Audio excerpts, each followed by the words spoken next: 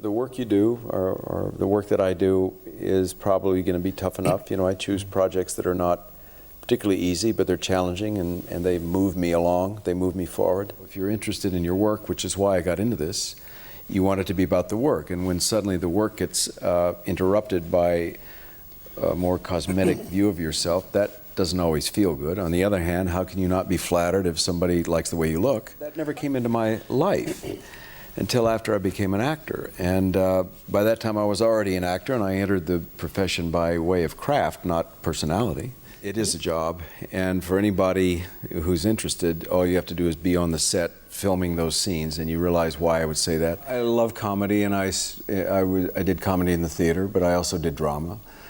And I think if you're an actor, if you're a serious actor, you look at both comedy and drama in the same light.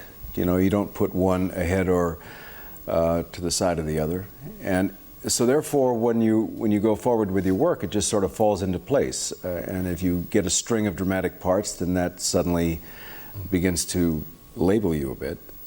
What I try to do is put comedy into the work whenever I can. It's more subtle than probably a lot of stuff that's coming out of my country, but it's there because I couldn't do it without it. There are some people who can direct themselves, and my hat goes off to them because they can do it comfortably.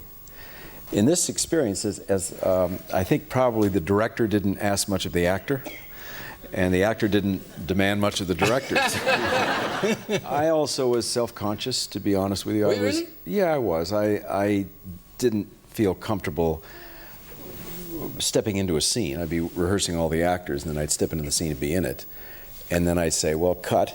And, you know, you turn around, you can't turn around and say, how was that? You know? So you go to the monitor, which I don't like doing because of its artificial connection to the work. And then you have to watch what you've just done, which I don't like doing. And so I would too quickly say maybe, okay, that's fine, let's move on.